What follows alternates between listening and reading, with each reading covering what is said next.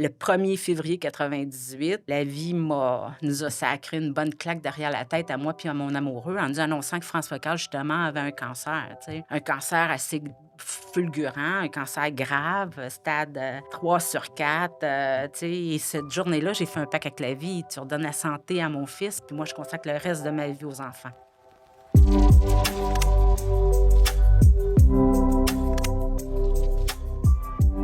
Bonjour et bienvenue à un tout nouvel épisode d'Entre tête et cœur. Et aujourd'hui, j'ai la chance de m'entretenir avec une invitée très spéciale. En fait, c'est une femme de cœur et d'action. J'aime dire qu'elle a 37 vies, mais surtout, c'est une femme qui est drôle, colorée, attachante. C'est vraiment la bonté incarnée. Et en plus, j'ai la chance de dire que c'est ma belle-mère, ma belle-maman, et également la grand-maman de mes 3 petits-enfants. Donc, Francine Laplante, bonjour. Allô, merci de me recevoir. Ben, merci à vous d'avoir accepté mon invitation. Je sais qu'on a souvent des conversations de cœur à cœur, des vraies discussions profondes. Mais aujourd'hui, j'avais envie de me faire un cadeau et aussi également de faire un cadeau à nos auditeurs pour qu'ils apprennent à vous connaître parce que je crois qu'on gagne à vous connaître. Vous êtes une personne unique, une personne d'action qui est vraiment sur le terrain. Euh, et c'est ça, vous êtes une passionnée, une personne super attachante, comme je disais, d'entrée de jeu. Voilà, aujourd'hui, j'avais envie de vous poser un peu des questions, de prendre un angle différent, des questions qui peut-être, même moi, je ne connais pas les réponses. Le but, c'est vraiment d'apprendre à vous connaître davantage. Donc, pour ceux qui ne vous connaissent pas, si j'aurais une biographie accélérée à faire de vous, par où on pourrait commencer? Ben moi, j'aime dire que, premièrement, je suis le bébé d'une famille de 12 enfants et j'ai été élevée de façon incroyable par des parents incroyables dans un milieu très rural. Donc, les 2 mains dedans à travailler. On a appris les bonnes valeurs avec ma famille, ma mère et mon père. Malheureusement, j'ai eu la douleur de perdre mon père à l'âge de 11 ans d'un cancer fulgurant. Et il a laissé ma mère veuf avec 12 enfants à 47 ans. Donc, ça met la table. Moi, je suis la seule de ma famille, des 12 enfants et même des familles de la grande famille des Laplante Saint-Jean à avoir obtenu un diplôme. Diplôme secondaire, diplôme universitaire également. Il n'y a aucun de mes frères et sœurs qui était diplômé du secondaire même. Donc, moi, j'ai décidé d'aller plus loin.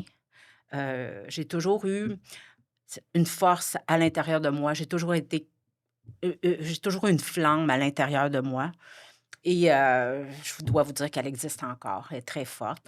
Puis partout où j'ai passé, je prenais beaucoup de place. Je prends beaucoup de place encore. C'est ma nature, c'est moi et donc je suis allée à l'université tout en travaillant. J'ai commencé à travailler, j'avais 7 ans. Pour amener des sous chez nous. J'amusais des enfants de la famille riche du coin et je me rendais en bicyclette chez eux. Après, j'ai commencé à travailler pour, la famille. J'ai Dans tout le quel temps domaine? dans les fruits et légumes, au marché Jean Talon. Tout le marché Jean Talon au complet, là, je le connais sur le bout de mes doigts. Il y a personne au Québec qui le connaît mieux que moi.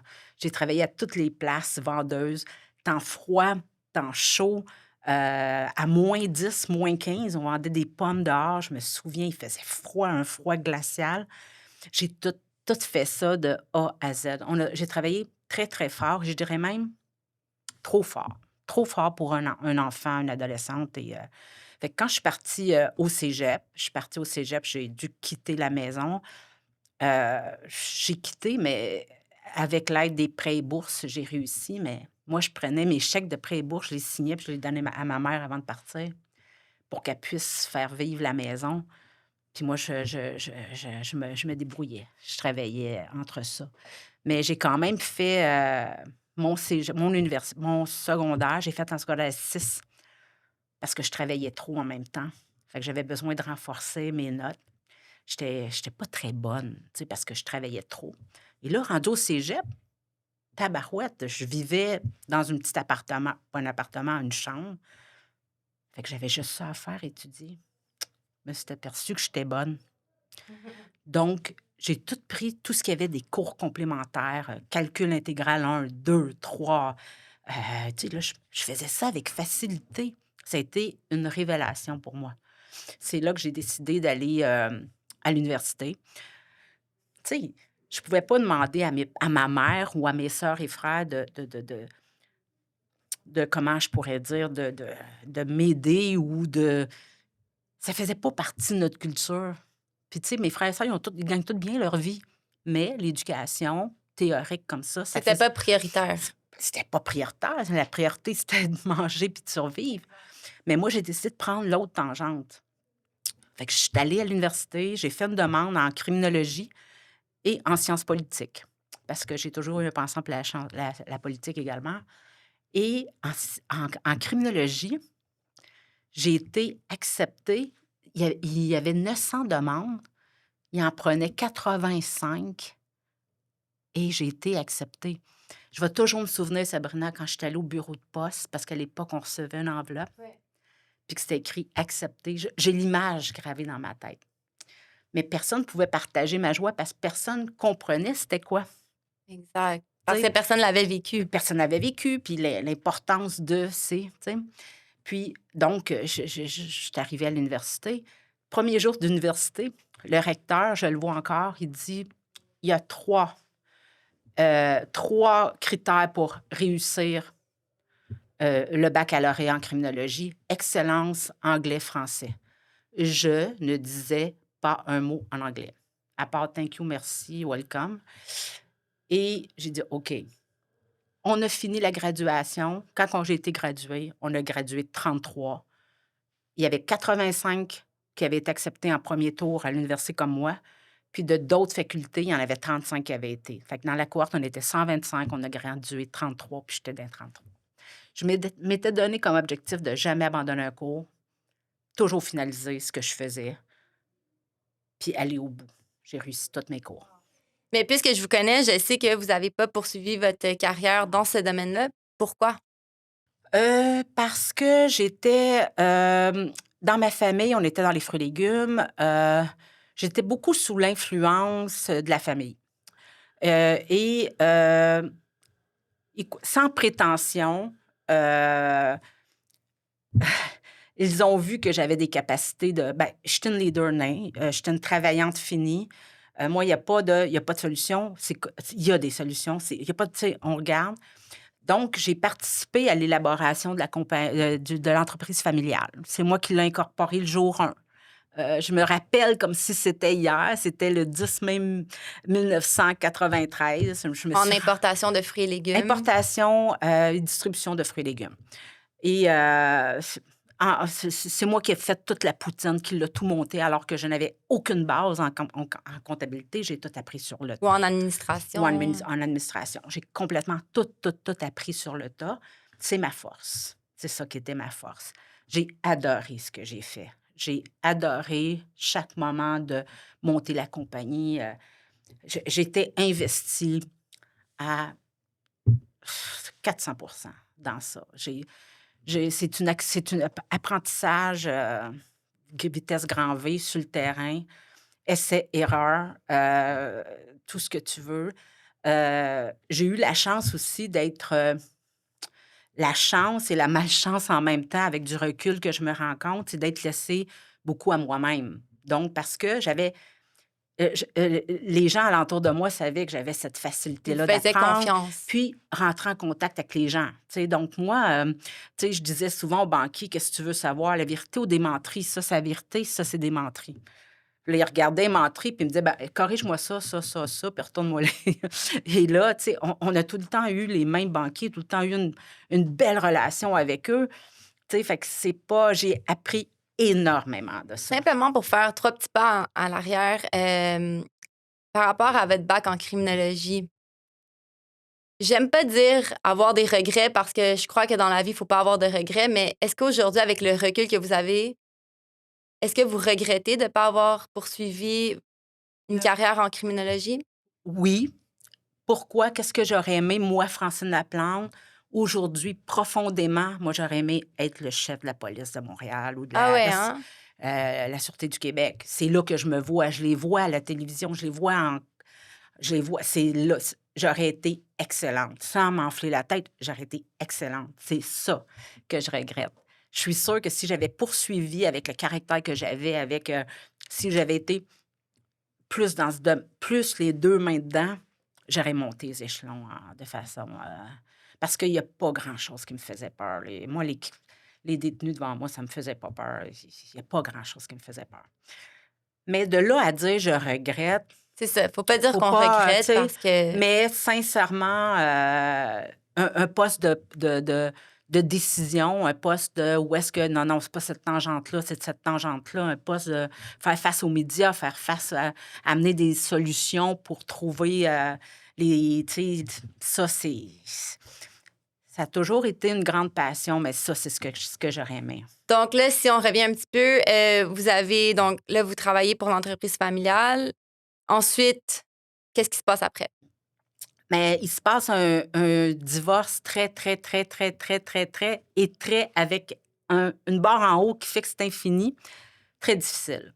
Mais Avec avant de parler du l'entreprise. petit divorce d'entreprise familiale, vous êtes tombée enceinte, vous êtes devenue maman. OK, on parle de Oui, oui, oui, oui, oui, oui, vie OK. professionnelle et Vie personnelle, oui, une OK. petite Non, ben biographie moi, intégrante. c'est pas compliqué. J'ai eu, durant le temps moi, j'ai eu mon fils.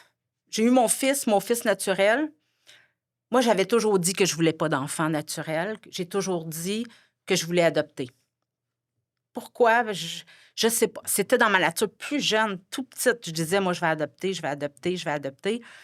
Et puis finalement, avec mon amoureux, qui est encore mon amoureux, qui est le père de mes enfants, ben, un matin, j'étais enceinte, tu sais, fait que on n'a pas sauté de joie.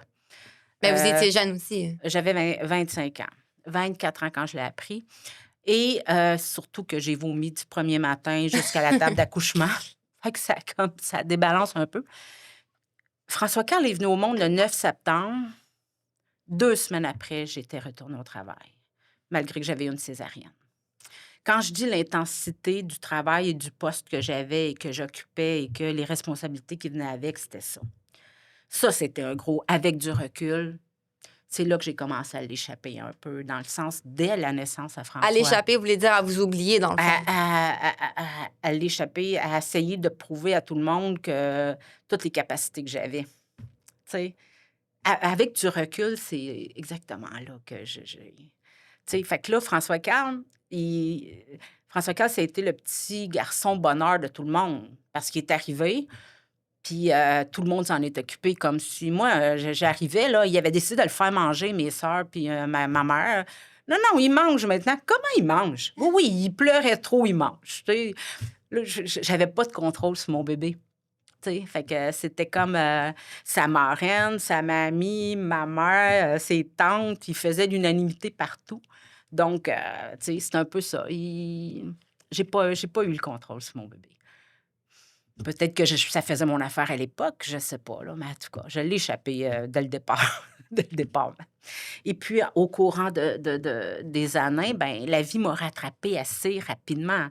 Tu sais, c'était tu sais, je dis tout le temps que c'est le 1er février 98, tu sais, la vie nous a sacré une bonne claque derrière la tête à moi puis à mon amoureux en nous annonçant que François Carl, justement, avait un cancer, tu sais.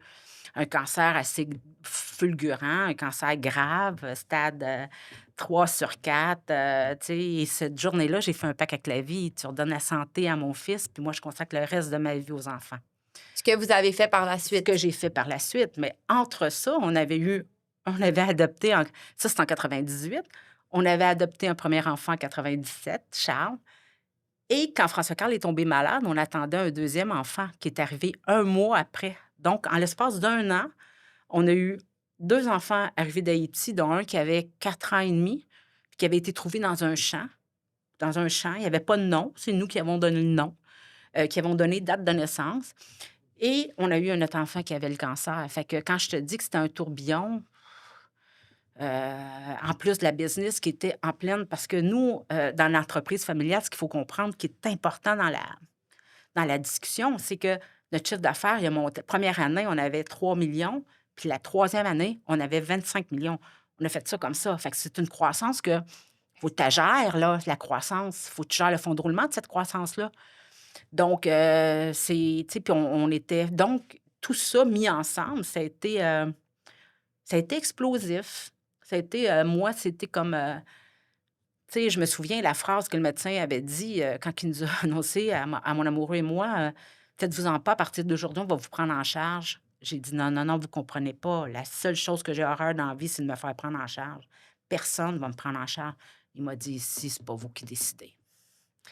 Tu sais, fait qu'à partir de ce moment-là, notre vie a tu sais, sincèrement, j'ai perdu le contrôle à partir de ce moment-là. C'était une question de survie tout le temps. Même encore là, tu sais, à l'hôpital, j'avais pas le contrôle de François Carl, entre guillemets. La marraine était là, puis ils ont été bonnes, là. Jamais je vais dire, tu comprends? Ouais. Jamais je vais dire qu'ils ont pas été bonnes. Mes sœurs ont été exceptionnelles.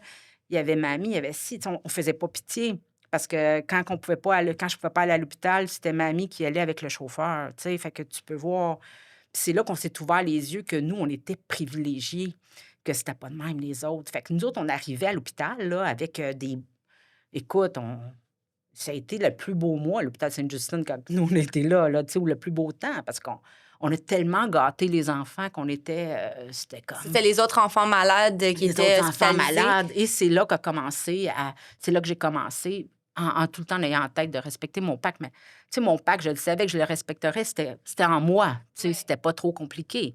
Donc, là, on a commencé tous ensemble à construire nos fondations, à mettre, tu sais, François Carl, il y a quand même une chaire de recherche qui porte son nom, tu sais, on a fait des chambres en soins palliatifs.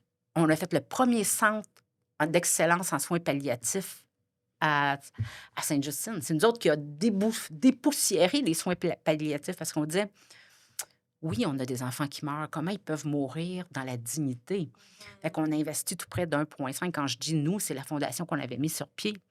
Puis je vais C'est te parce que vous avez mis 2 fondations ouais, sur mais la pied. première, c'était trop drôle parce que oublie pas, tu sais, on revient en arrière. Moi, je viens d'un milieu Sainte-Clotilde de Châteauguay, dans le fin fond, c'est loin, là. Puis toutes mes gens qui m'entouraient, c'était tous des gens, qui avaient travaillé dur dans leur vie, tu sais, qui c'était pas des universitaires. Il n'y en a pas un là-dedans qui avait un diplôme, mais c'était du monde travaillant, du monde intelligent, du monde et moi, quand je suis arrivée avec la fondation, là, ils ont tous eu, ils m'ont tout appuyé. Tu sais, ils m'ont tout appuyé, puis c'était du bon monde. Puis quand on a fait le lancement, c'était à l'Université de Montréal.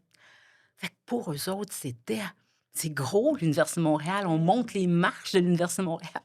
Mais tu peux-tu croire à ces gens-là, je leur ai vendu l'idée de financer du génome?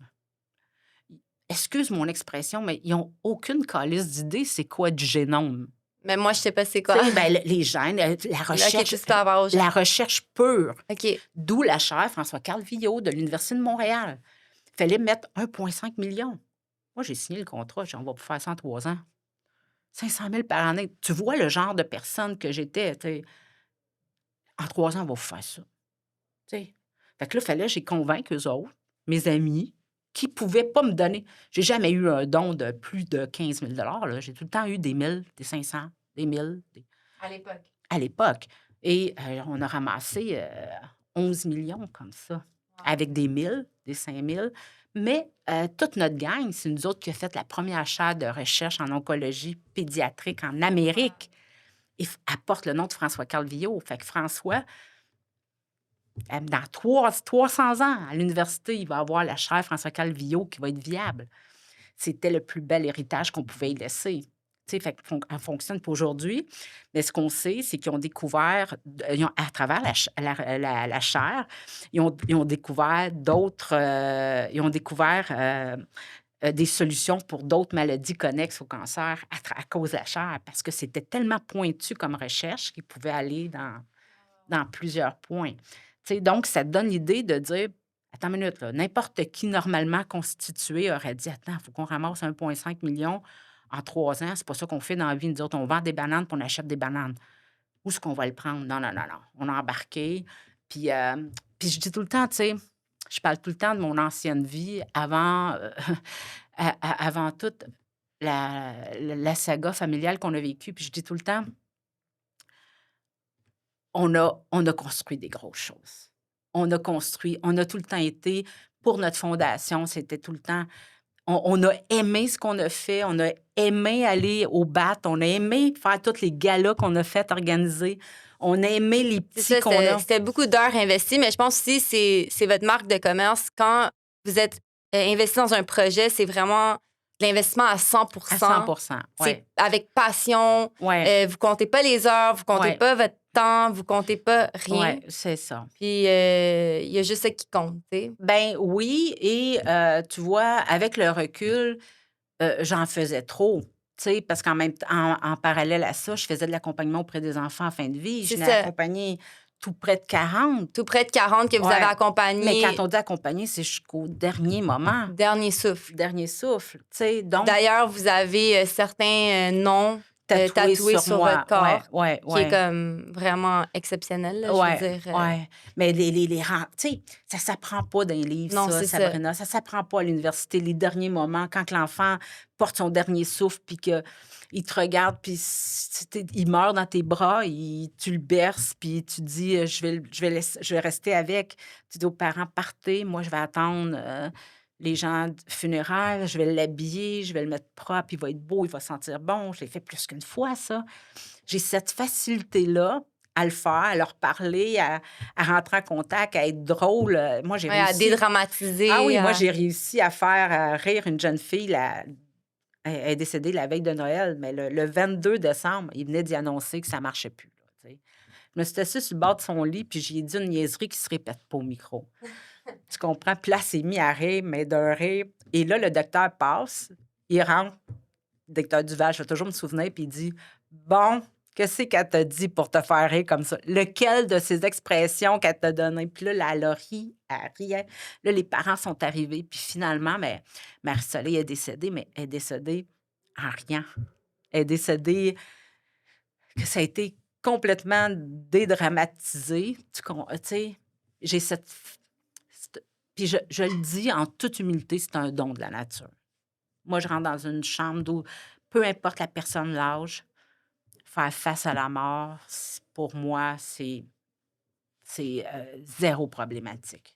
Suite à vos accompagnements et tout ça, qu'est-ce qui se passe? Dans le fond, dans les dernières années, là, je sais que vous avez vécu plusieurs tempêtes, là, si on veut, comme chaque être humain peut en vivre, mais je sais que vous, c'est ça, vous l'avez vécu intensément. Ouais. Moi, ce que j'ai vécu suite à, comme on disait, un divorce très difficile m'a amené à un divorce aussi familial, il faut dire. Pas juste affaire, mais c'était un divorce familial aussi. Donc, c'était un gros divorce. Puis, c'est très, très rare qu'un divorce, ça se termine bien. Tu sais, c'est ça. Fait que le divorce, c'est très mal terminé. Et ça fait en même temps que ça m'a beaucoup isolée. Isolée des membres de ma famille, ça m'a isolée de tout le réseau de contacts que j'avais. Disons que c'est David contre Goliath. Et puis, durant toutes ces années-là, à me donner corps et âme euh, à, tu sais, à tout ce qui est cause sociale. Bien, je regrette rien. Ce que je regrette, par contre, je regrette rien, mais ce que j'aurais fait autrement, c'est d'être plus prudente dans la confiance, d'être plus prudente en qui je mets ma confiance. Autant, surtout au niveau affaires. J'ai donné en affaires beaucoup, beaucoup, beaucoup, beaucoup. Et malheureusement, les gens à qui j'ai donné, ils ont abusé. Ce qui m'a amené à le drame de ma vie, au-delà de la maladie de mon fils. Le drame de ma vie, c'était que j'ai été obligée de déclarer faillite. Autant moi, personnel, que toutes les fruiteries que j'avais bâties. Parce que c'est à travers ça aussi, à travers travailler avec en import fruits et légumes. Ensuite, vous avez... On a mis sur pied une chaîne de fruiterie qui est Citron, que c'est bon. On avait quand même 4-5 essais-erreurs. On l'a quand même construit en 7 ans, 8 ans. Oui, on a pris des mauvaises... Je dis tout le temps « on », mais j'assume que oui, j'ai pris des mauvaises décisions, mais j'en ai pris des bonnes aussi. Mais ça, c'est comme tout entrepreneur ou comme toute personne qui se part en affaires, je veux dire... J'en ai pris des Il y a bonnes des bonnes également. Je vois encore les spots que mon fils a encore aujourd'hui, puis je me dis, tabarouette, je me souviens quand j'ai négocié ça, quand j'ai fait ça. Le concept, c'est moi qui l'ai, c'est moi qui ai pensé. Et tu sais, il y a un 65 de la job, je l'ai faite correctement, à 70. Mais à l'époque où c'est devenu très turbulent, même dans Fraîchement Bon, c'est à la même époque que dans Citron que c'est bon, excuse, c'est à la même époque que mon divorce professionnel. Fait que tout s'est entremêlé et j'étais extrêmement fatiguée. Fatigue mentale, fatigue physique, fatigue, déception, une trahison que j'ai eu beaucoup de difficultés à gérer. Et j'ai comme baissé les bras. Et j'aurais jamais dû.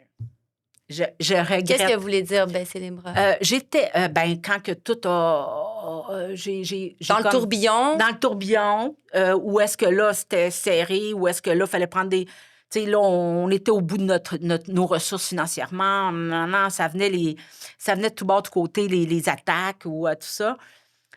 Parce que je me tenais droite, je croyais en ce que je faisais, je croyais que j'étais la seule qui avait vécu le gros divorce familial. Je suis sortie toute seule. C'est comme si on partait d'une armée toute seule, tu sais, puis que tu sors de là, puis que les autres restent là, là.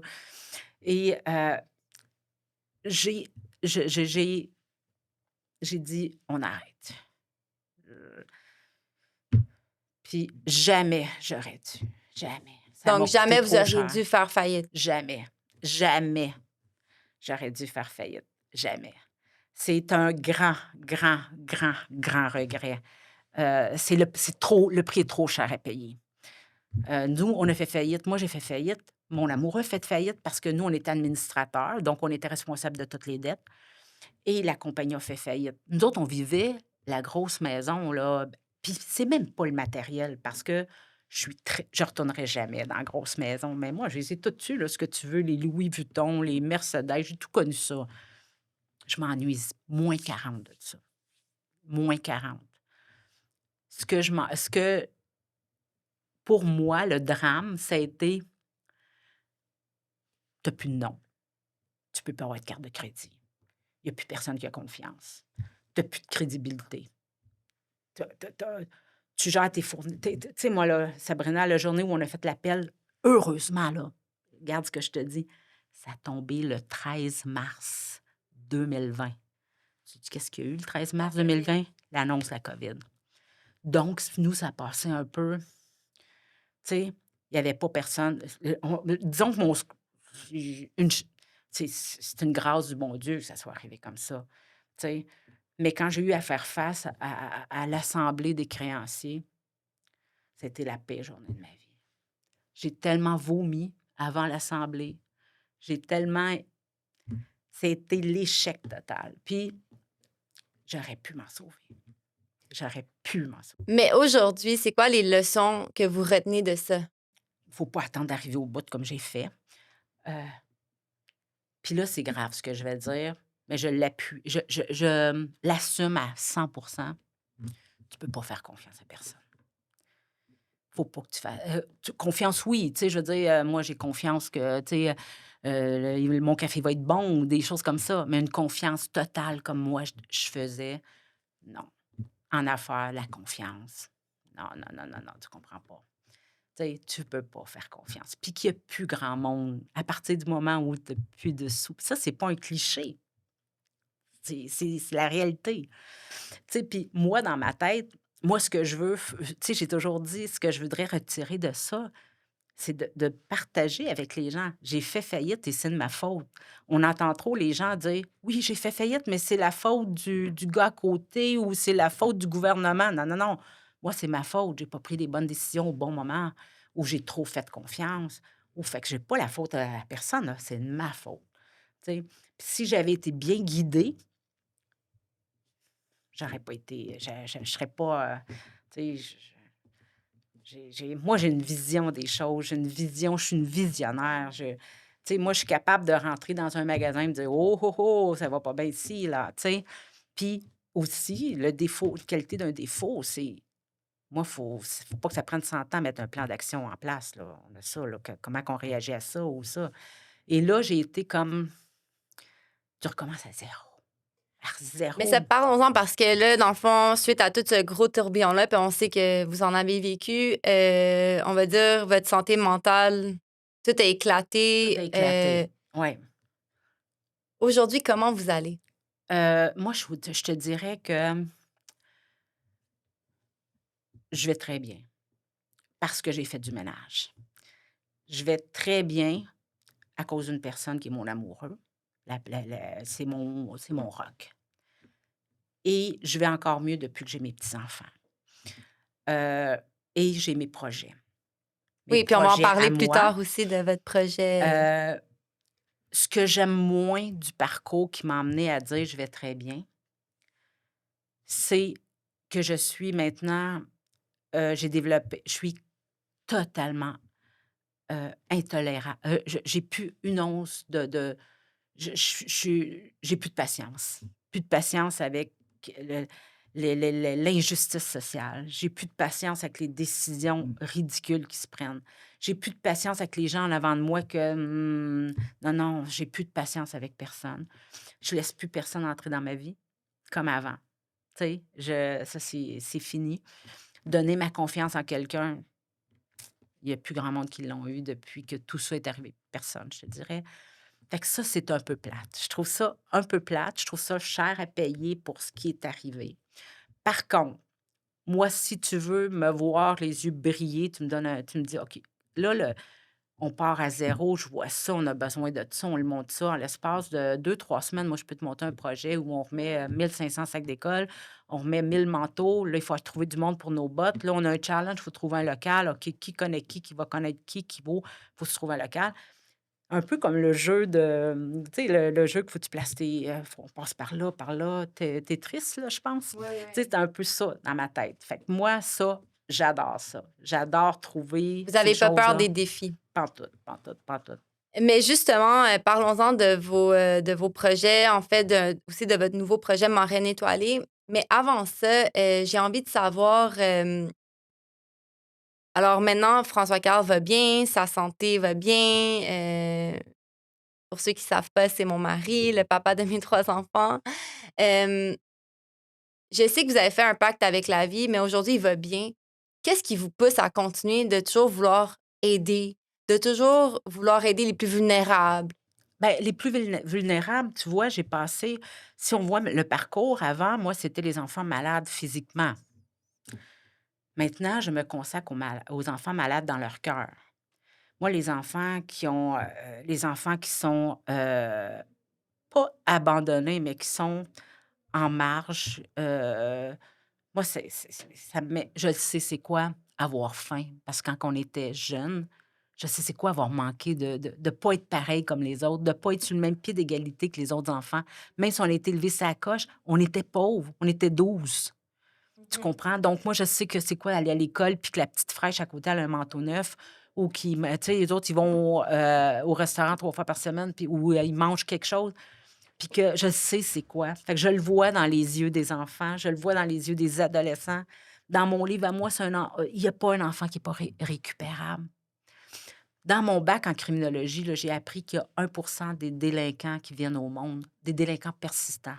Ça veut dire qu'il y a 1 de tous les délinquants qui viennent au monde comme ça. Il y en a 99 que c'est la société qui s'est rendue comme ça. Tu comprends? Puis avec mes intervenants que j'ai mis alentour de moi pour former l'équipe, ils m'ont tu sais, il y a des chiffres qui te marquent, tu sais. Il y a 8 jeunes sur 10, le premier délit qu'ils ont fait, là, c'est pour mettre de la bouffe sur la table pour leurs petits frères, petites sœurs. Fait que personne va venir me faire croire à moi que ces jeunes-là sont pas récupérables. T'en as qui sont pas récupérables. Tout ce qui mériterait, c'est une claque derrière la Mais tête. pourquoi vous donnez cette mission-là, tu sais, de vouloir tellement les aider? C'est un naturel. C'est naturel chez C'est vous. pas une mission, c'est pas une obligation, c'est pas, tu sais, c'est naturel. Tu comprends? Tu sais, ce matin, là, à 7 heures, ce matin, j'étais à la Cité de la santé avec un de mes jeunes protégés parce que je savais qu'il y avait des examens puis que l'oncologue avait demandé pour le voir, tu sais? Puis on n'avait probablement pas des bonnes nouvelles. J'y avais pas dit que j'irais avec. Tu comprends? J'y avais pas dit. Mais vous êtes juste Mais quand il retentis. est arrivé, je le vois encore, il est sorti de sa il est sorti du bureau, il venait de prendre ses prises de sang, puis il m'a vu assis. Si j'avais donné un chèque de 10 millions, il aurait pas été plus fier, là, tu sais, c'était, Puis, OK, on va poser les bonnes questions au médecin là, ce matin, là, tu sais. Mais à 7 heures, j'étais là. Parce qu'il faut dire que ce jeune-là aussi, il est seul. Ah oui, Tu sais, oui, c'est ça. C'est il y a un pas jeune qui d'accompagnement. est il n'y a personne ici. C'est un jeune, tu sais, puis tout le côté des réfugiés politiques, tu sais, je sais très bien, je suis très intelligente, que s'il y en a trop, tout ça, mais pensez-vous que ces jeunes, ces mamans et ces papas-là qui traversent le chemin Roxane avec les petits qui s'en viennent ici parce que pour faire le party, les petits, là, C'est pas par choix. c'est pas par choix. Puis ces petits-là, là, ils n'ont rien demandé. Fait que l'idée que tous les enfants viennent au monde sur le même pied d'égalité, là, c'est de la foutaise. Tu sais. Puis quand je regarde mes petits à moi qui sont pleinement épanouis, pleinement, tous les enfants mériteraient ça. Tu sais, ils sont trop drôles, ils sont trop fins. Tous les enfants ont cette brillance-là, quelque part. Tu sais. Puis ça, c'est sans compter tous ceux qui sont défavorisés puis qui ont en plus une maladie connexe.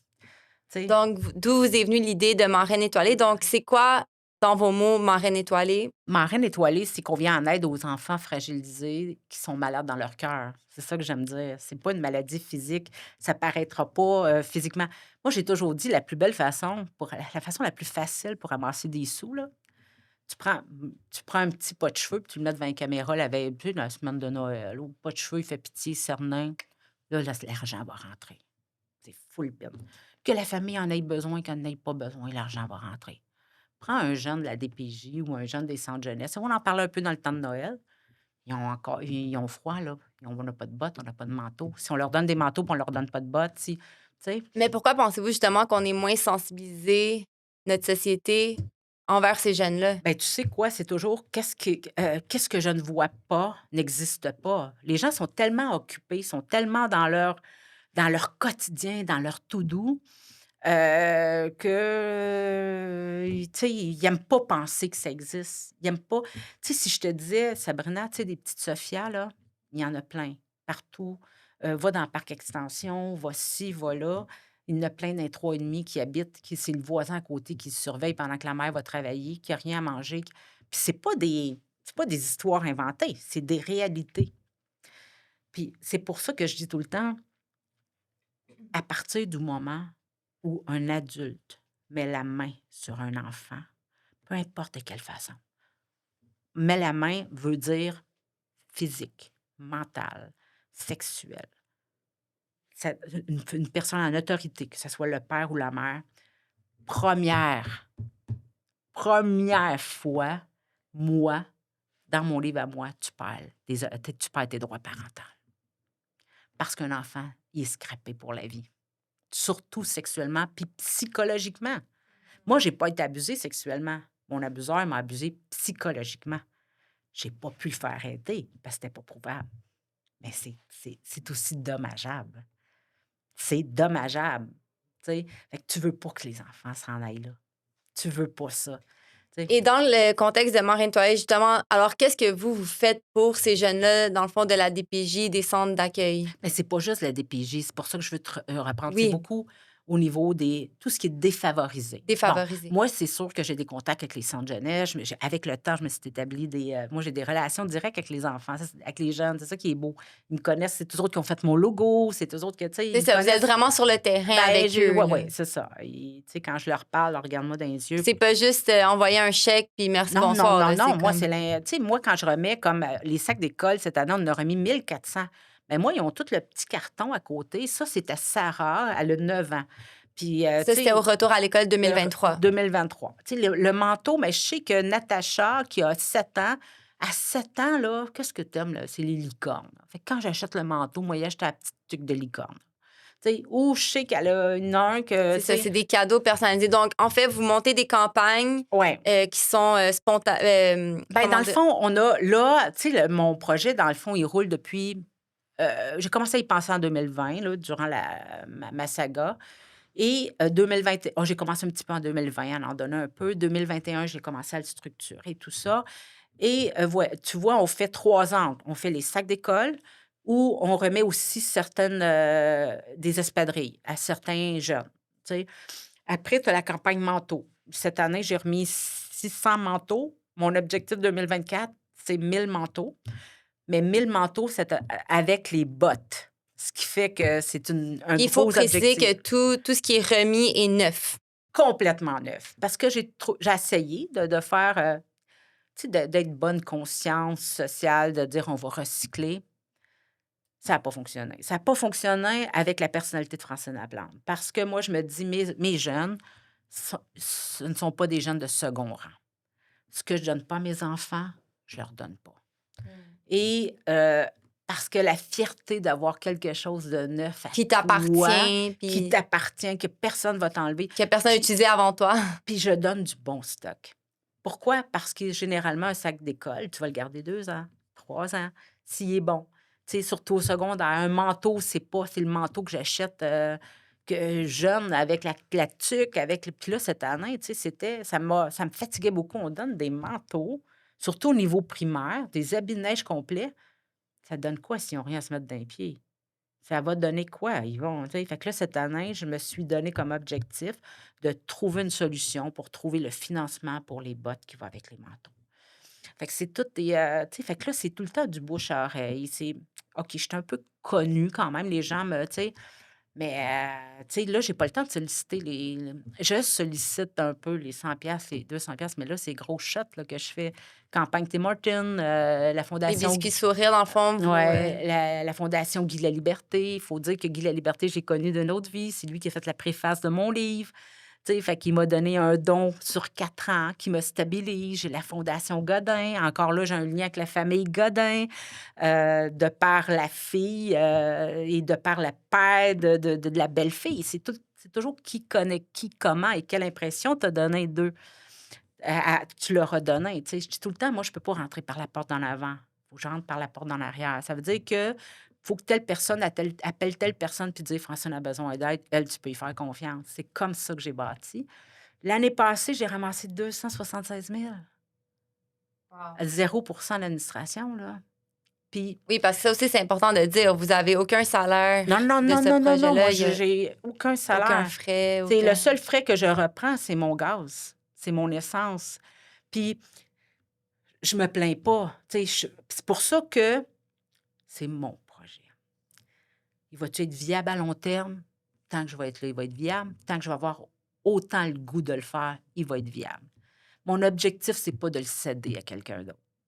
C'est de le faire comme moi, je veux qu'il soit fait, de l'emmener dans un autre niveau. Je sais pas l'année prochaine où ce que la vie va m'amener. Je sais pas où ce qu'elle va. Tu sais, c'est ça que. Là, votre prochaine campagne, en fait, c'est pour les sacs à dos, pour le retour à l'école. Pas la prochaine campagne, en fait, parce que tout va ensemble. Tu vois, la prochaine. J'aime pas dire la prochaine campagne parce que tous les sous sont mis dans un pot où on fait les sacs à dos, les manteaux et les bottes. Mais le prochain, là, j'ai déjà travaillé les achats de manteaux, les achats de sacs à dos. Tu vois, c'est ça, avoir un fonds de roulement aussi. Moi, j'avais 50$ dans le compte de banque, je le dépensais. Fait que c'est là où j'ai trouvé ça tellement bon parce que le bras droit de Guy Laliberté m'a dit là, Francine, là, à partir de cette année, à toute la première semaine de janvier, on dépose 25 000 dans ton compte pendant 4 ans. Ça va te permettre de respirer.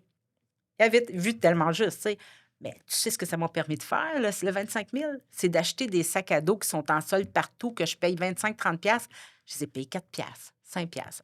Acheter des manteaux que je paye 75-80$ en solde à 15$. Fait que là, j'ai un inventaire de manteaux pour partir mon année correctement. Les sous que je vais sauver de ça, ben je vais pouvoir acheter des bottes, peut-être. Fait que puis ça va donner un levier. Parce que, il faut le dire, dans le fond, vous recevez les dons, mais c'est vous qui courez les magasins Ouais, pour ouais. aller acheter les soldes ou à travers des contacts, vous achetez des lots. Regarde, moi, j'ai développé une expertise professionnelle. Vous pouvez me demander quel est le meilleur Walmart à travers le Québec. Je peux vous le dire. Dollarama exactement aussi et tout ça. Donc, c'est l'économie, c'est quelle qualité-prix, qu'est-ce qu'on a. Et là, ce qui est le fun, c'est qu'à travers ma page Facebook personnelle, j'ai plein de Colombo qui travaillent pour moi. Fait que là, ils m'envoient Francine, j'ai vu ça. Oui, OK, achète-les, puis je vais te faire un transfert, mais je peux pas le garder tout de suite parce que j'ai pas de place. OK, c'est pas grave. Fait que c'est un peu, tu sais, c'est un réseau. Je sens beaucoup de gens qui me suivent parce qu'ils aiment l'énergie. Ils savent que, on va aller chez Walmart, pas loin de chez nous, tu sais, mais aller voir. Mais c'est une mission qui se donne. Puis eux autres, ça leur donne l'impression, puis ça, De contribuer, de puis de faire contribuer, le de bien. s'impliquer à leur façon, Mhm. tu sais. C'est sûr que je peux pas ramasser 275 000 juste avec ça, tu Mais sais. moi, ce que je trouve intéressant, parce que je vous ai aidé l'année dernière avec la campagne des Les pyjamas de pyjamas Noël, qui est vraiment une belle campagne. En fait, ça consiste à acheter un pyjama de Noël. Dans le fond, on est jumelé avec avec un un enfant, enfant. c'est ça. On achète le pyjama et il est remis, puis on l'avait tout emballé. On avait mis plein de surprises, des gâteries, des friandises. C'était vraiment un beau projet. Puis ensuite, ça a été remis en main On a propre. remis 1390. 1390, c'est vraiment exceptionnel. Puis moi, ce que j'aime, c'est ça, c'est vraiment, vous êtes sur le terrain, vous êtes vraiment passionné, puis on voit vraiment que ça fait une différence. Souvent, vous avez les centres jeunesse qui vont vous envoyer des photos des jeunes. Ouais. Ou tu vois souvent sur ma page Facebook, tu vas voir, je vais faire un appel à tous, mais tu sais, tu m'as souvent aidé ou tel jeune n'a pas de bottes, tel jeune n'a pas ci, y a-tu quelqu'un qui pourrait me donner? Ou, puis écoute, ça prend même pas, tu sais, Francine, je viens de te transférer 150 pièces, va y acheter. Tu sais, des Mais choses comme aujourd'hui, par ça. exemple, un auditeur qui écoute et qui aimerait offrir un don ou qui aimerait offrir X, Ouais. peu importe. C'est par le. Ben, la plus belle façon de me rejoindre, tout le monde a Facebook, c'est Francine Laplante, ma page. Me suivre sur ma page Facebook, parce qu'encore là, j'ai pas le temps d'alimenter 12 pages. C'est ma page Facebook que je repositionne aussi avec Marine Étoilée. Puis le site Internet qui est transactionnel. Il faut dire que nous, on a une fondation. Donc, tous les sous qu'on reçoit, on a des reçus d'impôts. Tout est sa coche, là, tu sais. Et ce que je dis, c'est que la fondation, Marine Étoilée, je ne peux pas l'emmener plus qu'à 400 000 que j'ai évalué à peu près, parce que je ne pourrais plus m'en occuper toute seule. Puis, moi, ramasser 450 000 puis devoir te payer des salaires de 50 000, c'est inutile pour moi. Tu comprends? Mais c'est quoi le site web de Marraine Étoilée? Marine Étoilée. Ouais, Marraineétoilée.com? ouais, c'est OK, ça. parfait. Exactement. Euh, Avez-vous une histoire marquante, là, parce que je sais que vous avez, vous en avez vécu des choses, comme je disais d'entrée de jeu, vous avez eu 37 vies. Mais s'il y a une histoire marquante, là, on va dire récemment que vous avez vécue, est-ce qu'il y en a une que vous voudriez partager avec nous? Récemment, là, très chaude, là, Oui. je vous ai conté tantôt que moi, mon local était, parce que je dois déménager, au centre René Croupil, à Montréal-Nord. C'est un centre communautaire, puis qui ont décidé qu'ils transformaient en école. Idée de merde, parce que c'est plein d'objets, c'est pas bon, en tout cas. Et dans le centre communautaire, il y a une bibliothèque. Fait que c'est tous des jeunes du quartier qui viennent là. Et il y a pas longtemps, il y a 3 semaines, un mois, je montais les sacs d'école que j'avais achetés, les sacs à dos que j'avais achetés au 2e étage. Fait que je monte les sacs, tu sais, moi, je suis toujours juste un runner. Puis là, il y a un petit gars qui est là. Fait que c'est un quartier défavorisé, là. Il me dit: «Oh, les beaux sacs à dos!» J'ai dit: «Oui». Il dit: «C'est-tu pour demain?» J'ai dit: «Oui puis non». J'ai dit: «C'est pour demain, mais pour la rentrée». Tu sais? Là, il me dit: «Ah, OK». J'ai dit: «Pourquoi?» Il dit: «Ben, parce que moi, madame, j'ai des petits voisins». Puis il dit: «Mes petits voisins, ils vont à l'école, puis ils ont pas de sac à dos». J'ai dit: «OK». J'ai dit: «Ben, comment ils emmènent leur...» Il dit: «Ils mettent ça soit dans des sacs de plastique ou dans leurs mains. Ils ont pas de sac à dos». Tu sais? Fait qu'il dit: «C'était pour ça que je demandais». Mais là, je dis: «Comment tu t'appelles, toi?» Il dit: «Ryan». J'ai dit: «OK, Ryan».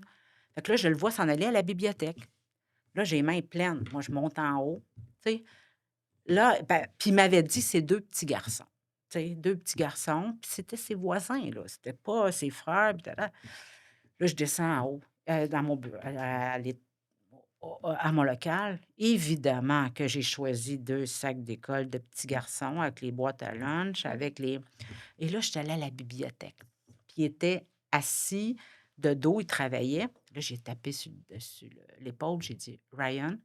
Il dit: «Oui». J'ai dit: «Tiens, t'emmèneras ça à tes 2 petits voisins». Si tu avais vu son regard, puis j'ai dit: «Tu sais quoi, Ryan? Tu vas aller loin dans la vie, toi. Tu vas aller Oh, bien loin dans la vie».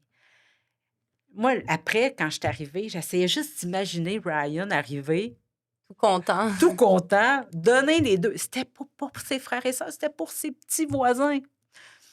Fait que, tu sais, des histoires comme ça, je peux t'en conter jusqu'à demain matin, parce que je suis très, ouverte à ça, très, comment je pourrais dire? Très facile d'approche. très, tu sais, comme au centre communautaire, tu sais, souvent quand je mettais mes manteaux, je voyais des jeunes passer puis qui regardaient le manteau. «Viens ici, toi, as-tu un manteau? T'aimerais-tu ça t'en choisir un?» Ils y croient pas. Ils y croient pas que c'est si facile. «Non, non, pas lui, il te fait pas bien, essaye lui. Attends, j'en ai un dans le coin, moi le Mais ça, parce que c'est pas commun Ouais, c'est pour ça. personne. Tu marches tout bonnement, puis on t'offre quelque chose. Tu sais, C'est c'est pas, ça, c'est on ça. voit pas ça à chaque coin de Mais c'est rue. tellement puis c'est pour ça que j'aime beaucoup le raconter après sur ma page Facebook parce que il y a rien que j'écris qui est pas vrai, qui est inventé. Tu sais qu'il y a une petite fille que j'ai donné des bottes, puis elle m'a dit elle m'a écrit une lettre, puis elle m'a dit: «Tu sais, mes bottes sont très chaudes» parce que, tu sais, moi, j'allais à l'école, puis je mettais des sacs, vous savez, les sacs, de plastique, là? Ben, elle mettait ça dans ses bottes qui avaient des trous parce qu'on voyait à travers la semelle. Elle mettait ça pour pas pogner l'eau. Puis là, ses bottes sont magnifiques, là, qu'est-ce que tu veux? Mais les bottes sont pas, tu sais, je veux dire, c'est bien basique, là, c'est pas, tu sais, mais elle était tellement contente, tu sais, puis, écoute, les pyjamas de Noël, comment les enfants, tu sais, quand ils rouvrent le sac, il y a pas juste un pyjama de Noël dedans, le petit bas qu'on a mis avec, puis là, j'ai choisi, lui, il y a 6 ans, ça veut dire qu'on va y mettre le chocolat là qu'il y a ici. Tu sais, je m'imprègne des enfants qui fait que c'est ça, toute l'âme. C'est que mon projet, il y a un âme ou une autre. Il est humain, il est sur le terrain, il est, tu sais, ce qui fait que je me distan tu sais, par contre, c'est difficile d'aller chercher de l'argent parce Mais que je c'est suis ça que j'allais dire dans le fond, parce une petite qu'avec avec fondation. l'inflation aussi, puis les gens sont plus réticents à donner, puis on Ben, comprend aussi pourquoi. Mais c'est quoi vos plus grands défis?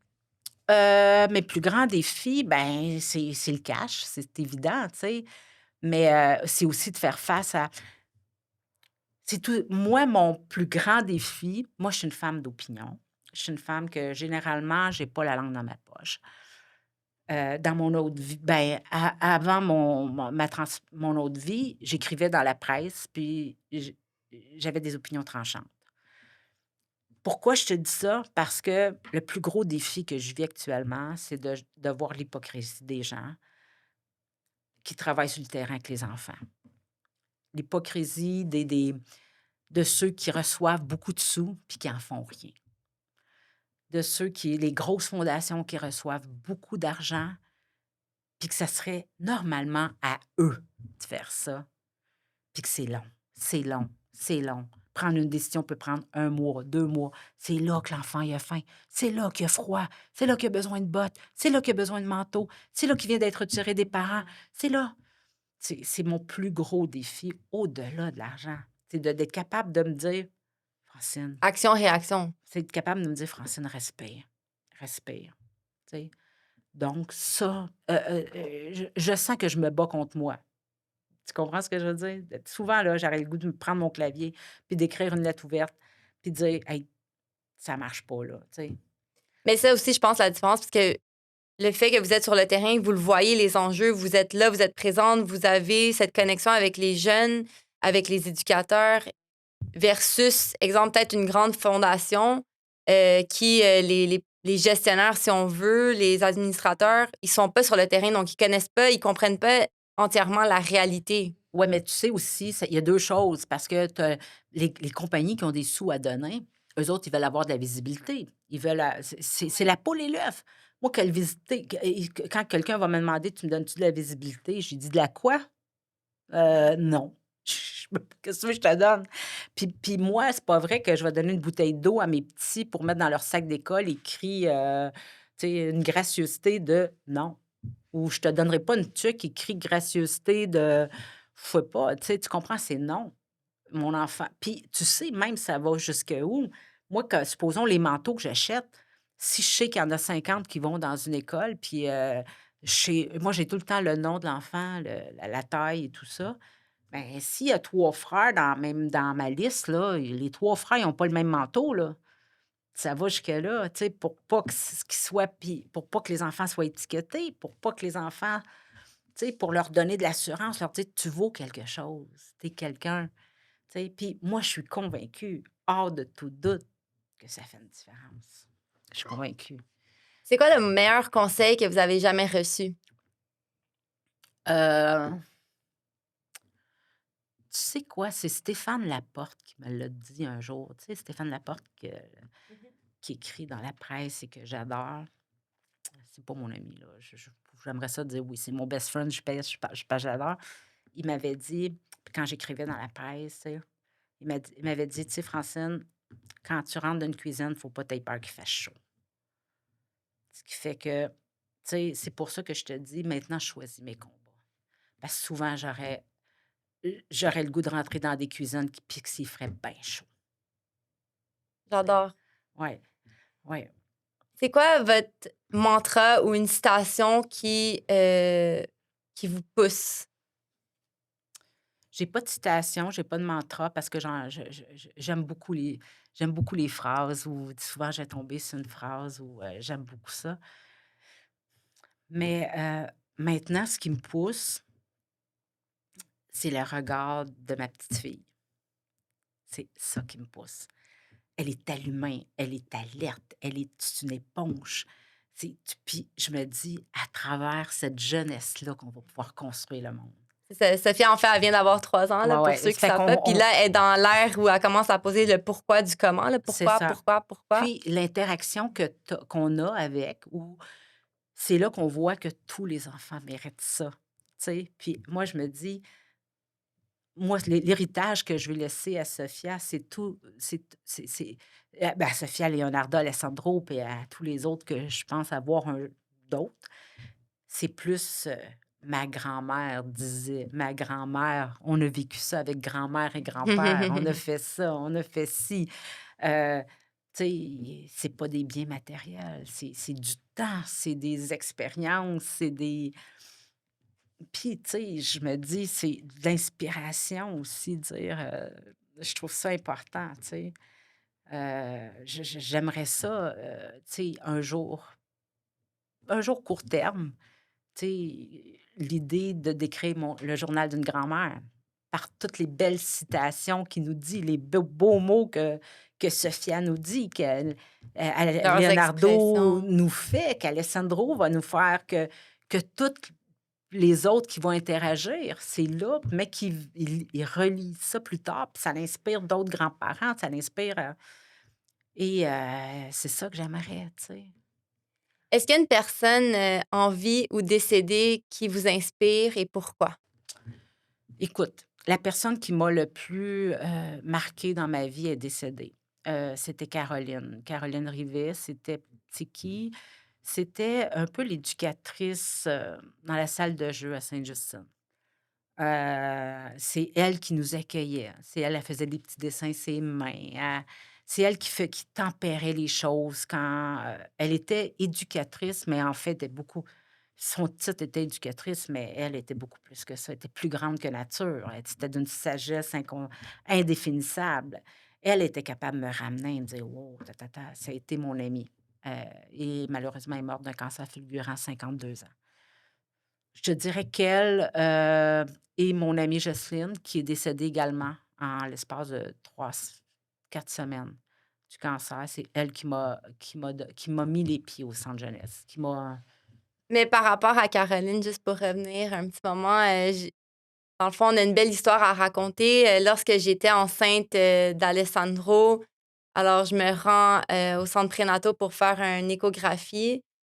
Puis la technicienne là, qui fait l'écho et tout ça, on commence à parler. Puis à ce moment-là, je sais pas comment on a fait. Mais c'est parce que quand tu m'as donné la Oui, photo, c'est ça. j'ai vu son nom en haut, et c'était écrit Audrey Rivet avec son autre nom. Puis moi, je savais qu'elle faisait ça dans la vie, la fille à Caroline. Et je t'ai dit, c'est pas Audrey, c'est Audrey qui a fait tu sais, fait que c'était la fille de mon amie Caroline qui avait fait l'échographie L'échographie, de François j'ai Carr. trouvé que c'était Ben, de tellement toi, un beau signe de la vie. C'est c'est un comme clin si d'œil. Caroline vous envoyait un clin d'œil. Puis c'est drôle parce qu'à ce moment-là de ma grossesse, ben, c'était pas une grossesse qui était planifiée. Puis j'étais vraiment anxieuse de cette grossesse-là parce que, c'est ça, on dirait que j'avais moins fait attention. Je faisais du yoga chaud. Bref, tu sais, c'était durant le temps des fêtes. J'avais consommé de l'alcool, etc. On sait que les premiers mois, des fois, ça n'a pas d'impact. Mais on dirait que j'étais comme plus anxieuse. Je le sentais moins, cette grossesse-là. Puis sans le savoir, c'était elle qui me faisait l'écho. Puis Ouais. ensuite, vous avez découvert ça. Puis je trouvais que c'était vraiment Mais touchant la parce façon que qu'on l'a découvert aussi, la ça aurait pu façon, c'est passer, ça. c'est que j'ai pris l'échographie, puis j'ai vu le nom en haut. c'était quoi les chances que mes yeux s'en aillent vers le non, tu sais? C'était un clin d'œil de Caroline incroyable. J'ai souvent des clins d'œil des jeunes que j'ai accompagnés. Ah oui, Ben hein? oui, oui, Est-ce oui, que vous oui. avez un exemple d'un Euh, clin d'œil d'un jeune que genre, vous avez eu? j'écoute, j'en ai, tu sais, là, comme ça, tu sais, pas beaucoup. Puis, tu sais, ben, qui me vient à l'esprit, mais, tu sais, je disais tantôt, j'ai adopté, tu sais, François Carl, c'est mon seul enfant naturel. Les autres, mes trois autres enfants, mes deux gars, puis ma fille, sont adoptés d'Haïti. Puis Rose, tu sais, il y a deux façons de voir. Moi, je les ai beaucoup impliqués avec moi. Ils ont beaucoup fait de l'accompagnement avec moi et tout ça. Mais Rose, je l'emmenais avec moi. Puis Rose, j'ai accompagné un jeune Jean-Sébastien. Jean-Sébastien. Puis lui, il avait 29 ans, Jean-Sébastien. Puis il avait une tumeur au cerveau. Puis il y avait une petite fille, Jean-Sébastien, elle avait 2 ans. Elle s'appelait Sophia. Ah oui, je Elle connaissais pas s'appelait cette Sophia. histoire. Puis, je les ai accompagnés, j'ai accompagné Jean-Sébastien vraiment jusqu'au dernier moment.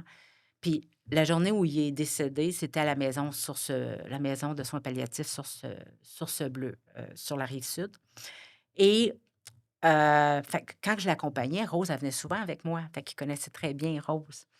Puis cette journée-là, quand je suis arrivée le matin pour y rendre visite, là, j'ai vu que c'était la dernière journée, tu sais, de part. Et là, j'ai demandé d'être toute seule avec, puis j'ai dit: «Jean-Sébastien, t'es rendu au bout du rouleau». J'ai dit, T'es-tu tannin? T'es-tu fatigué? T'es-tu...» Fait qu'il pouvait, parce qu'on pouvait augmenter les doses pour qu'il parte plus tranquillement. Puis il m'a dit: «Je suis plus capable. Je suis plus capable, Francine. Je suis plus capable».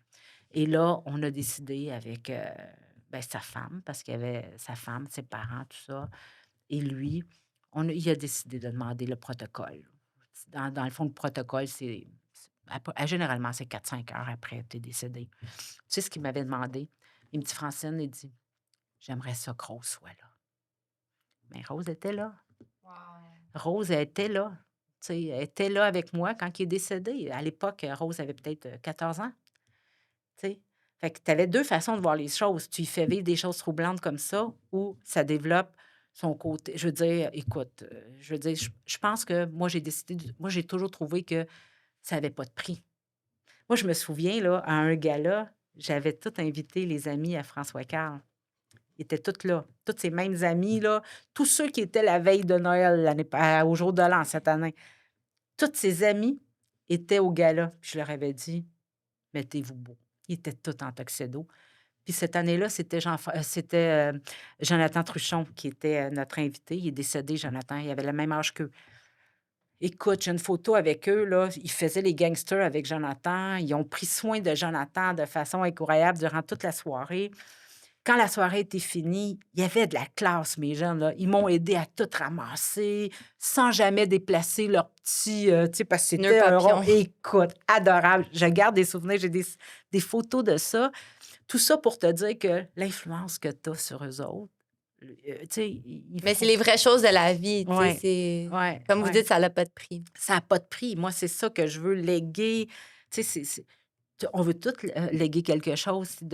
Moi, je veux léguer mes histoires. Tu sais, la petite différence que j'ai fait à quelque part, ou tu sais, ces petites choses-là, sans... Laissez votre trace. Oui, puis moi, ce que j'ai horreur c'est quand quelqu'un me dit: «J'espère qu'ils sont reconnaissants». Je fais pas ça pour que quelqu'un soit reconnaissant, là. Tu sais, non, non, moi, pour moi, tu C'est sais, de cœur. Puis vous c'est attendez rien en retour non rien, plus. t'entends rien, absolument rien. Non, ça. J'attends le respect. J'attends le respect. Tu sais, parce que maintenant,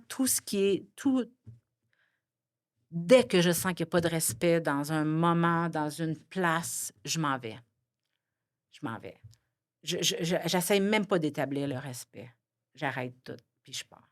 Tu sais, quand ça fait la deuxième ou la troisième demande que tu envoies à quelqu'un qui prend même pas la peine de te répondre, envoie-y en pas de quatrième. Ça vaut pas la peine. Tu sais, ça vaut pas la peine. Un jour, peut-être qu'il va avoir besoin, puis il va t'appeler, je l'ai vécu, ça. Tu sais, fait que, J'adore votre sagesse, ouais. honnêtement, ça me touche beaucoup. Puis j'apprends beaucoup de vous. Merci beaucoup pour ça. J'ai encore quelques petites questions. C'est quoi votre plus grand rêve? Moi, aujourd'hui, là, aujourd'hui, c'est pas un rêve ponctuel, là. La seule chose qui me ferait changer d'orientation ou de il y a eu la commission Laurent. La commission Laurent, c'était, ressortir tout ce qui fonctionnait pas avec les enfants placés en centre jeunesse. La commission Laurent a fait plein de recommandations et le gouvernement avait dit: «On va mettre un commissaire pour mettre en place les recommandations». Il n'est pas encore nommé, le commissaire. Moi, mon rêve, ça serait d'avoir ce poste-là, mais avec l'attitude complète de faire ce qui doit être fait. Ça serait une transformation. Je serais prête à mettre un 5-10 ans de ma vie, parce que j'ai quand même juste 57 ans, pour laisser une trace, pour faire une différence majeure. Complète. Et tout ça parce que je suis rendue aussi à l'étape où ce que le monde pense de moi, moi, je sais ce que j'ai à faire. J'ai plus rien à prouver à personne. Ça serait un dossier qui m'allumerait, là, puis qui me ferait pas peur de dire: «Ah, mais là, je vais briser telle affaire ou tel syndicat ou ci ou ça». Ah, Le j'entends. centre, c'est les enfants, le reste. Que souhaitez-vous pour le restant de l'année 2024? Heu, Ce que je souhaite, écoute, je souhaite de regarder moins la télévision, les nouvelles. Pourquoi? Parce que les enfants, la guerre, Ah, tout c'est ça. ça, C'est démoralisant. ouais, mais par contre, je veux pas me fermer les yeux, tu sais? Heu, je souhaite le calme. Je souhaite, tu sais, je veux juste continuer comme ça. Puis, tu sais, je me dis, tu sais, essayons de faire le bien à côté de nous. Essayons d'être gentils juste avec la personne à côté de nous. On ne sait pas ce qu'elle vit. Tu sais, sans être niaiseux puis dire: «Ouais, mais on ne sait pas ce qu'elle vit». Non, non, s'il est épais, il est épais, là, tu sais, mais je veux dire, tu sais, tendre l'oreille, tendre la main, tendre ça paraît cliché, mais ça fait toute la Mais justement, de différence. quoi le monde a-t-il besoin aujourd'hui? Je te dirais qu'on a besoin on a be moi, là, sais-tu ce que le monde a besoin, Sabrina? On a besoin de mettre la switch à off puis de la rallumer.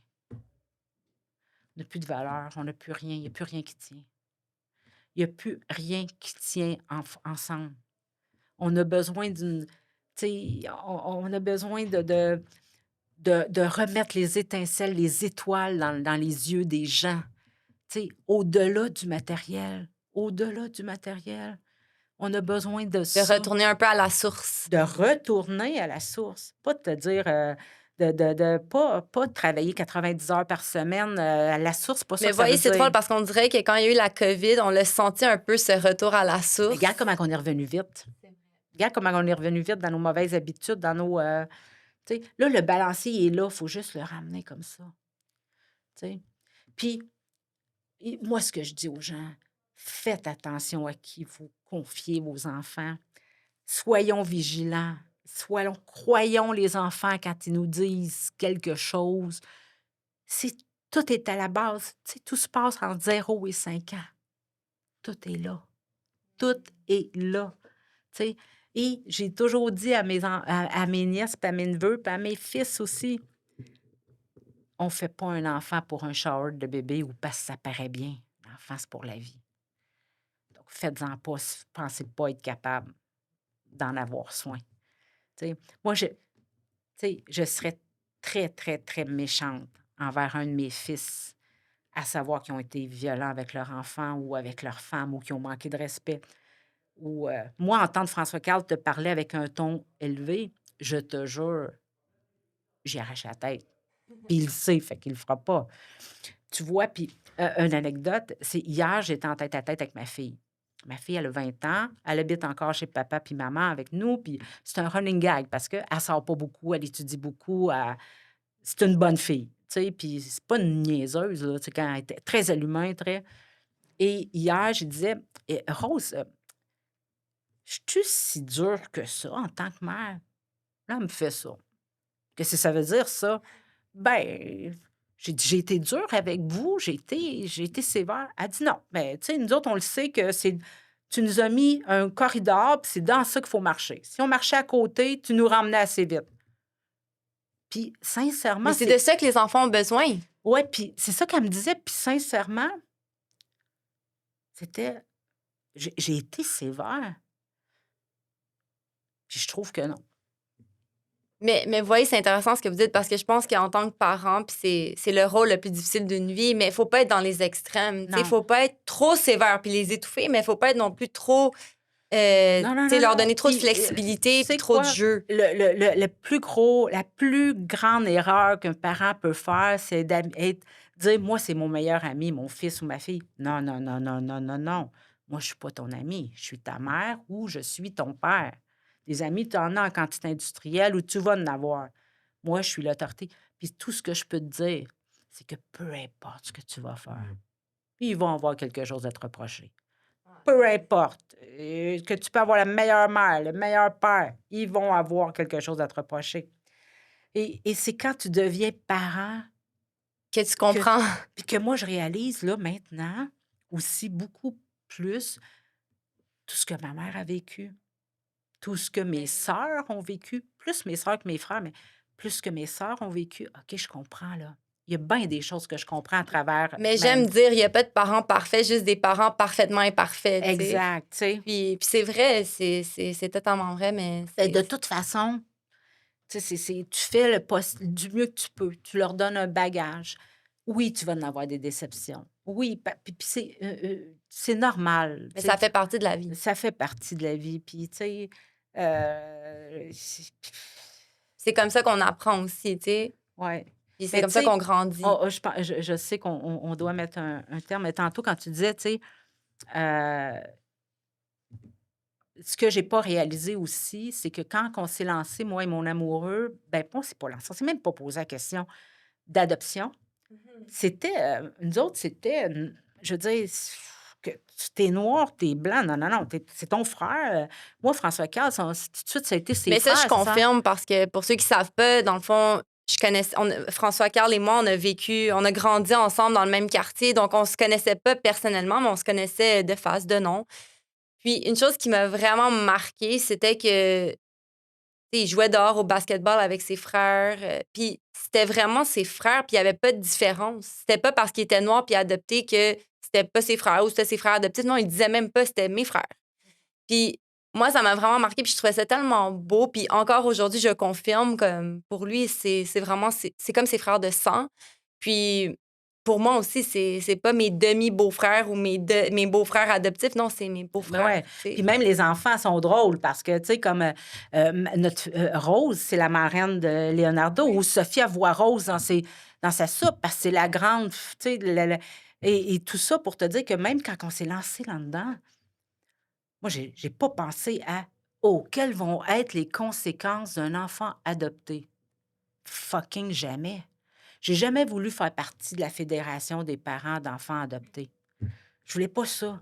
Je Je savais voulais même pas qu'il y avait pas. une Oui, fédération. je voulais pas ça. Je voulais être, on est dans le même bain.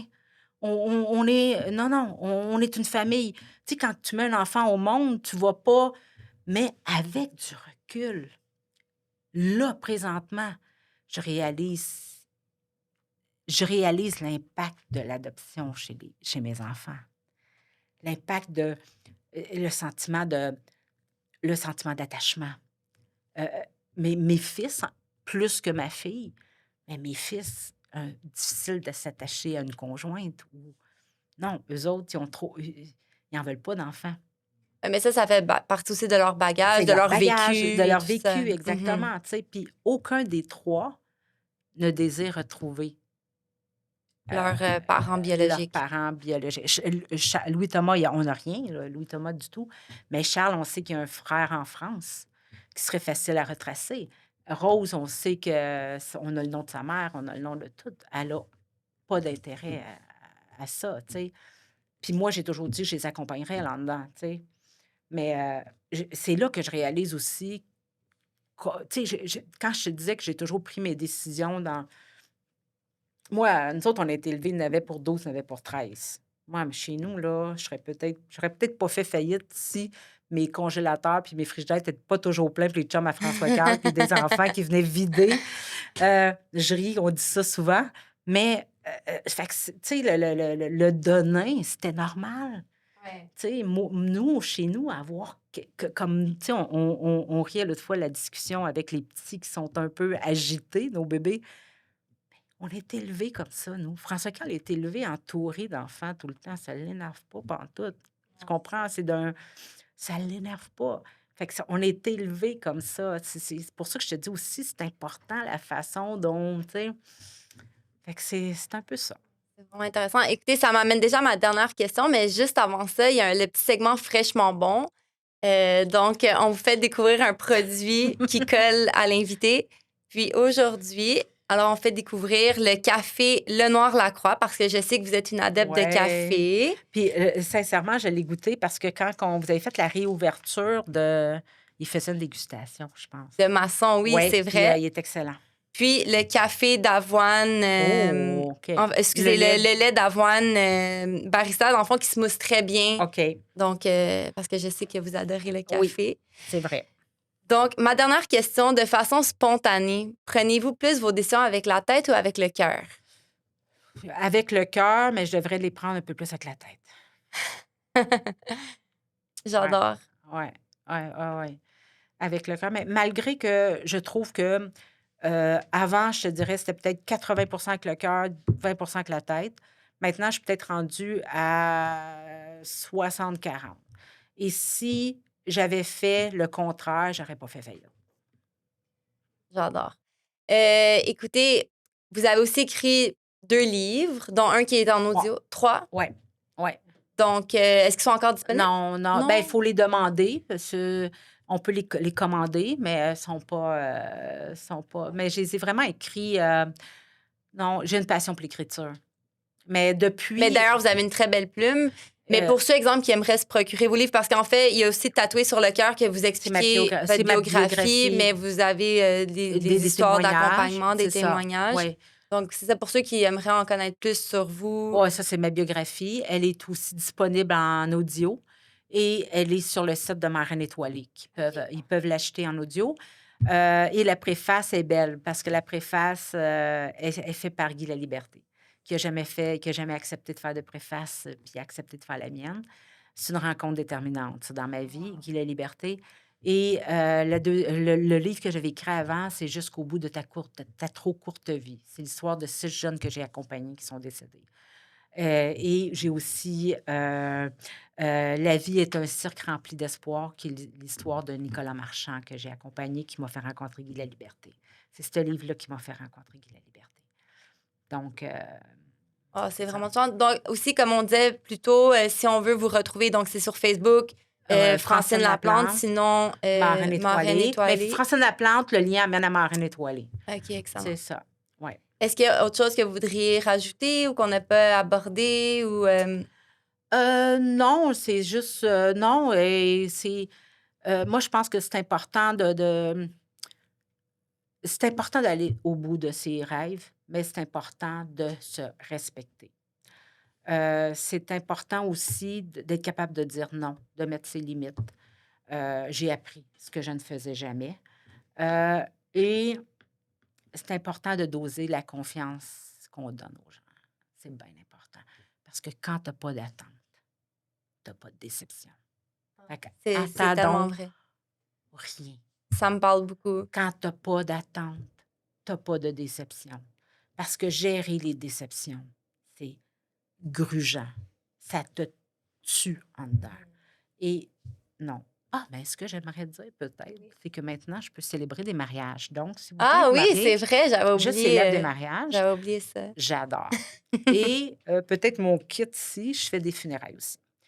J'adore aussi. Donc, Mais des funérailles, pas trop souvent. On préfère les mariages. Oui, mais je trouve ça important. Moi j'aime beaucoup l'accompagnement en fin de vie. J'aime beaucoup ça. J'aime beaucoup tout ce qui est, tout ce qui est pas, tu sais, tout ce qui est, comment on traverse une étape difficile, comment on avance tranquillement, comment on, tu sais, tout ça. Toutes les transitions, les j'ai une facilité là-dedans. C'est ça que je veux développer au courant des prochaines années. Mais écoutez, merci beaucoup pour ce beau cadeau que vous m'avez fait aujourd'hui, pour cette belle discussion de tête et de cœur. Donc, n'oubliez pas de vous abonner à la chaîne YouTube où vous pouvez trouver tous les épisodes d'Entre Tête et Cœur. N'oubliez pas aussi de vous abonner à la page Instagram Entre Tête et Cœur. Bientôt aussi, on sera sur TikTok. Donc, surveillez ça et on se retrouve à un prochain épisode. Merci beaucoup.